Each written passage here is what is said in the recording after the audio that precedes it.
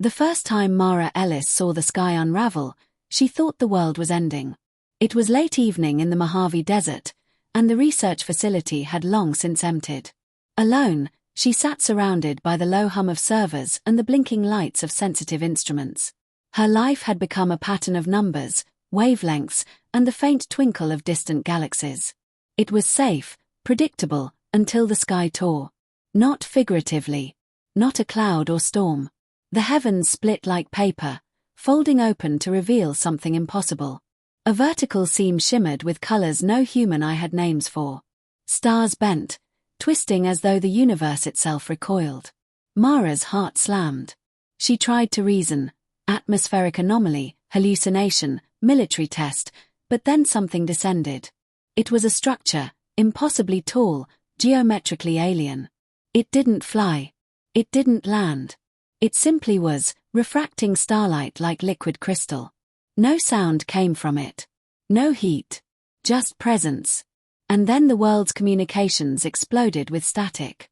Satellite channels, emergency broadcasts, military scanners, all alive. Every screen in the facility went black. A symbol formed, intricate spirals interlocking like a web. Beneath it, letters appeared in real time. We seek Mara Ellis. You are chosen. Mara froze.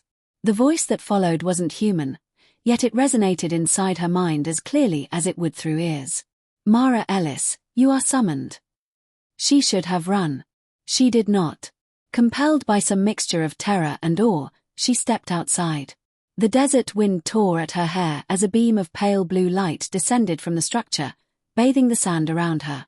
Her body tingled, as if electricity ran under her skin, and then the world dissolved.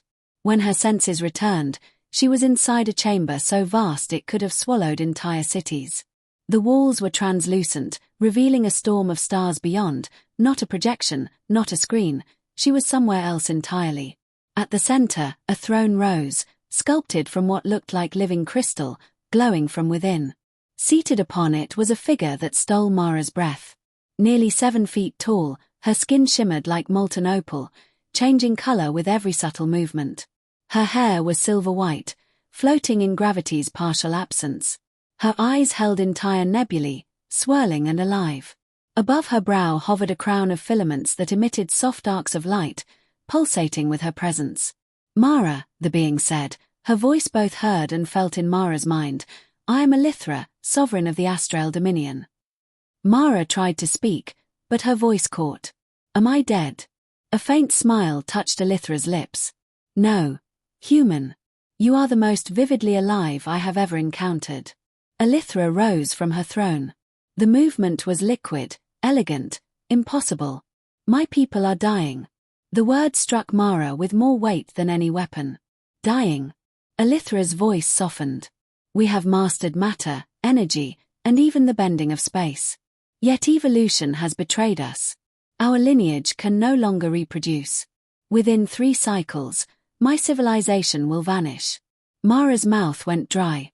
She had spent her life measuring stars, but she never expected to hold the fate of a civilization in her hands. You want technology? Mara asked weakly. No, Elithra replied. We want you. I will carry your child. Your genetics can restore the vitality of our people. The words hung in the air, alien and terrifying. Mara swallowed hard. You mean, a hybrid child? Elithra's eyes did not waver. Yes. A bridge between your species and mine. One child can save billions. Mara's knees threatened to buckle. This was impossible, insane. Yet something in Elithra's presence, her sheer certainty, the silent hum of power, compelled Mara to stay. Time passed differently in the chamber. Elithra allowed Mara to see the Dominion, a civilization not of steel and cold metal but of living cities floating in nebular clouds, bridges of light connecting orbital habitats, structures pulsing with soft bioluminescence. Mara met others of Elithra's kind. Tall, radiant, graceful. They regarded her with curiosity rather than hostility. Why ask for consent? Mara finally asked as they overlooked a newborn star. Because consent carries power, Elithra replied. A child born without agreement would fracture our society. Sincerity binds more than coercion ever could. Mara understood. She saw the weight Elithra bore, the responsibility of carrying her entire species' future in one womb. Weeks passed. Mara stayed, learning the Dominion's culture, their medicine, their way of life. She learned that they resolved disputes through energy harmonics, not war, that their minds were trained to feel others' intentions as clearly as humans feel touch. Yet shadows lingered. Not all welcomed a hybrid. Purists believed their species must remain untouched, that a human child was a defilement. 3 cycles into Elithra's pregnancy, the purists struck. Explosions tore through the gestation chambers, alarm-screaming frequencies that rattled human bones. Mara ran to Elithra's side as energy shields flared, protecting her abdomen. "Are you hurt?" Mara demanded. "Unharmed," Elithra replied, though her aura flickered faintly. "They attacked our child." Anger, raw and human, surged in Mara.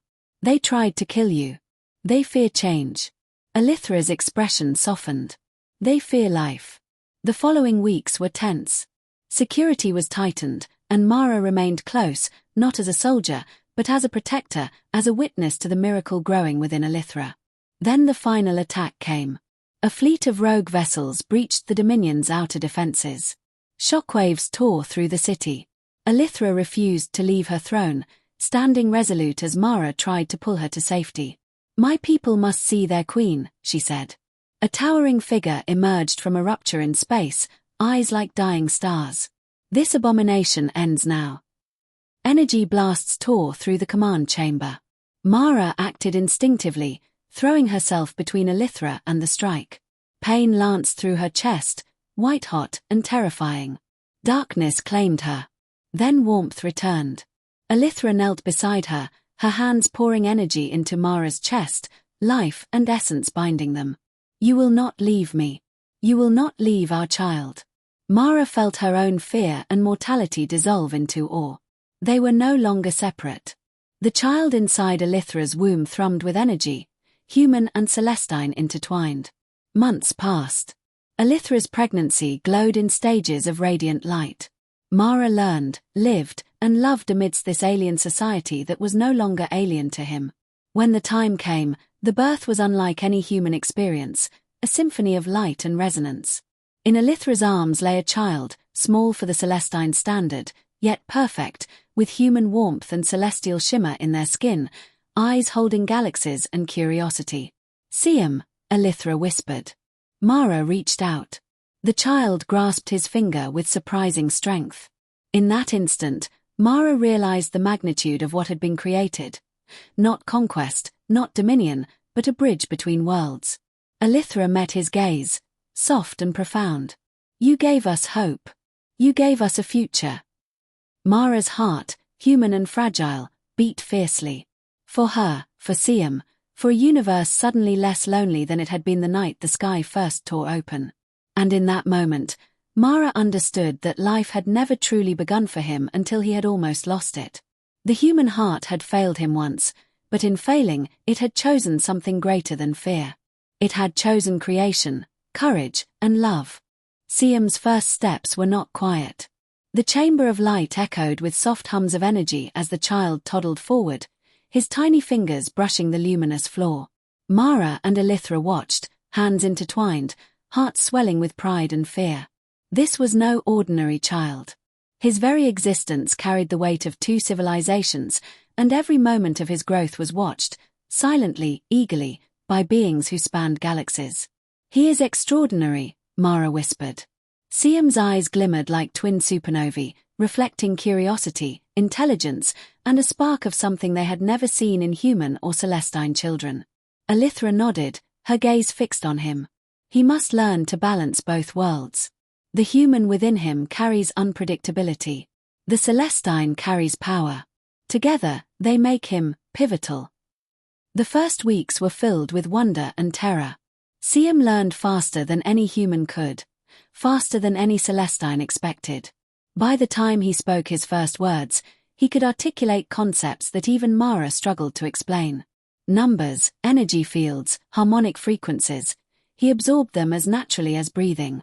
"Father," he said one day, his tiny hand resting on Mara's chest, "the stars, they speak to me." Mara froze. The boy's words carried both clarity and authority, and even Elithra seemed startled. The stars spoke, indeed, they pulsed in ways humans had only dreamed of mapping. And Siam felt them. The Dominion, however, was not ready to celebrate. Shadows lurked. The purist faction had not vanished, they only waited. A council of elders convened, whispering in corridors that shimmered with bioluminescent light. "A human hybrid cannot rule," one elder hissed, eyes cold as frozen galaxies. "The child's blood will dilute our essence. The air must be pure." Elithra's presence was like a lighthouse. She moved through the halls, serene yet immovable, her aura radiating authority. Mara followed her, silently learning how the Celestine dealt with opposition. Not with brute force, but with focus, patience, and resonance. Every word, every gesture, carried energy that bent perception and swayed emotion. One evening, Mara found herself in the Library of Resonance, a vast chamber of floating knowledge orbs, each containing a living memory of the Dominion. She held Siam, who was laughing as he touched the spheres, causing tiny bursts of light to dance across the walls. Mara's heart ached with the fragility of their peace. "Mother," Siam asked, turning to Elithra, "why do some not like me?" Elithra's voice was soft but firm. "Because they fear change, my child. They fear what they do not understand. But you will teach them." It was true. Siam's presence challenged centuries of tradition. The purists whispered of rebellion, of exile, of ending what they considered an abomination. Mara knew the danger. Every time he laughed, every time he reached for her hand, it was a reminder. The child carried more than innocence, he carried destiny. The first threat. It came unexpectedly.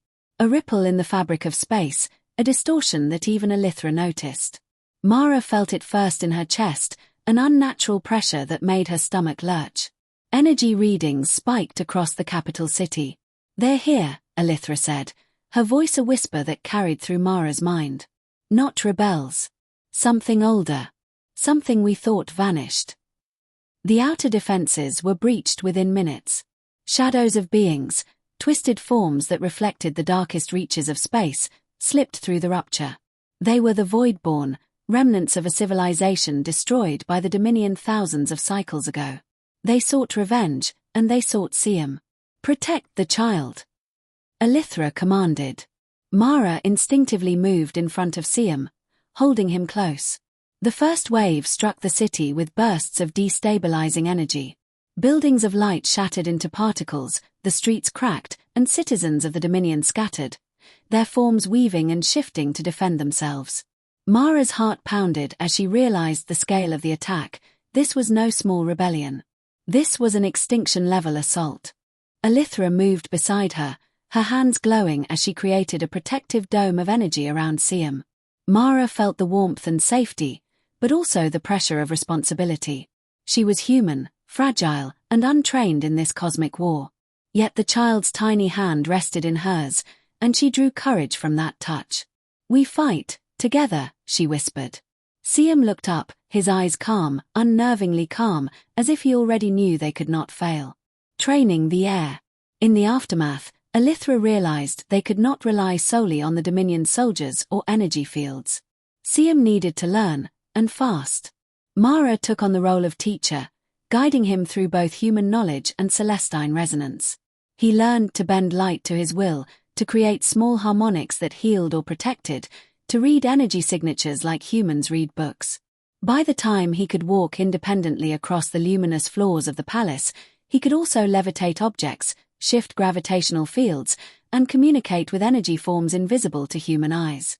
"You are learning too quickly," Mara said one night, exhausted after a long session. Siam tilted his head. "I listen to the stars, father. They teach me."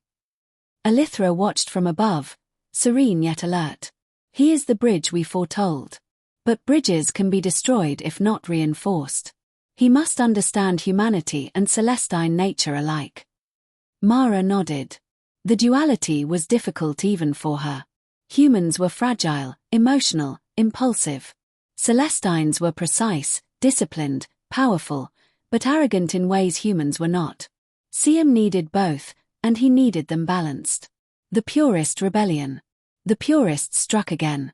They had infiltrated the lower sectors of the Dominion, swarming with corrupted Celestine energy. Mara and Elithra barely held them back in a battle of light and mind.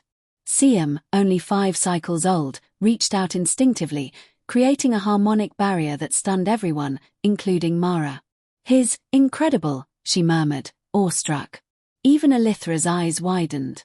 He is more than we predicted.